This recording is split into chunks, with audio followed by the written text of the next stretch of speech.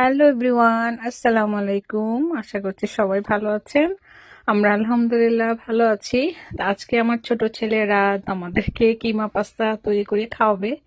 আমি আসার পর রান্নার দায়িত্বটা আমি নিয়ে নিয়েছি। ও মাঝে মাঝে কাবাব, পাস্তা এই ধরনের আইটেমগুলো করে আমাদেরকে খাওয়ায়। তো আজকে কিমা পাস্তা করছে। তো এখানে তেল দিয়ে গরম মশলা দিয়েছে, তার সঙ্গে বেশি পরিমাণে পেঁয়াজ কুচি দিয়েছে, তার সঙ্গে আদা আর রসুনের পেস্ট দিয়ে কিমাটা দিয়ে দিল।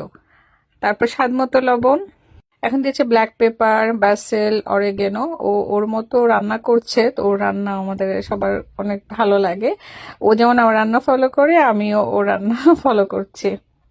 এখানে সামান্য পরিমাণ হলুদের গুঁড়া দিয়েছে, তারপর মরিচের গুঁড়া দিয়েছে, এখন দিয়েছে মিক্স কারি মশলা, একটা ইন্ডিয়ান কারি মশলা। তো আপনি ইচ্ছে করলে এটা অ্যাভয়েড করতে পারেন, তাতে কোনো প্রবলেম হবে না। তার সঙ্গে দেওয়া হয়েছে গ্রিন চিলি, অবশ্যই দিতে হবে, ফ্লেভার খুব ভালো আসে। তো ঝটপট করে নেড়ে চেড়ে কিমাটা করে ফেললো। আর এদিকে পানি বয়ল করেছে, তার সঙ্গে সামান্য পরিমাণ লবণ আর অয়েল দিয়ে পাস্তাটা বয়ল করে নিচ্ছে। আমরা যেমন বেশি পানিতে পাস্তা বয়ল করি, ও অল্প পরিমাণে পানি দিয়েছে, পানি দিয়ে ঢেকে দিয়ে পাস্তাটা 100% সেদ্ধ করে ফেলছে।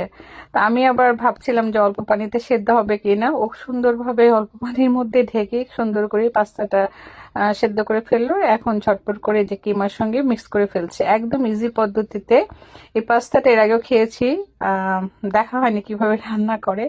তা আজকে বললাম যে দেখি তুমি ঝটপট করে কিভাবে পাস্তাটা করো, আমি তোমার পাস্তাটা দেখি, নেক্সট আমি ট্রাই করবো তোমার মতো।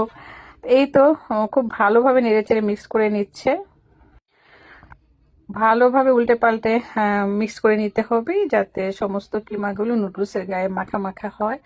তারপর আবারও বাসেল দিয়ে দিচ্ছে, আর অরেগেনো, এটা দিলে ফ্লেভারটা খুব ভালো হয়। এখন দিচ্ছে ব্ল্যাক পেপার, স্পাইসি যদি আপনারা খেতে চান একটু বেশি পরিমাণে ব্ল্যাক পেপারটা দিয়ে নেবেন। তো আমরা আবার পাস্তাটা একটু ঝাল ঝাল পছন্দ করি, আর ও সবসময় ওর পছন্দ মতোই মশলা দিয়ে রান্না করে।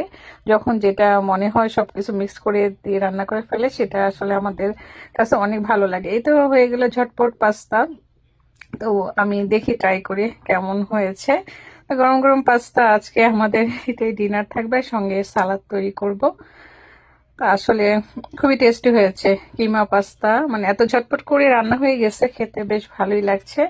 তো আপনারা একবার এইভাবে ট্রাই করে দেখবেন, আশা করি আপনাদের কাছে অনেক অনেক ভালো লাগবে। আজকের মতো বিদায়, ভালো থাকবেন, আল্লাহ হাফিজ।